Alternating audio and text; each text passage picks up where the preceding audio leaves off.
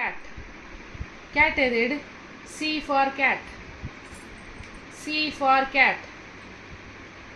C for cat எது. C for cat எது. Very good. Beautiful.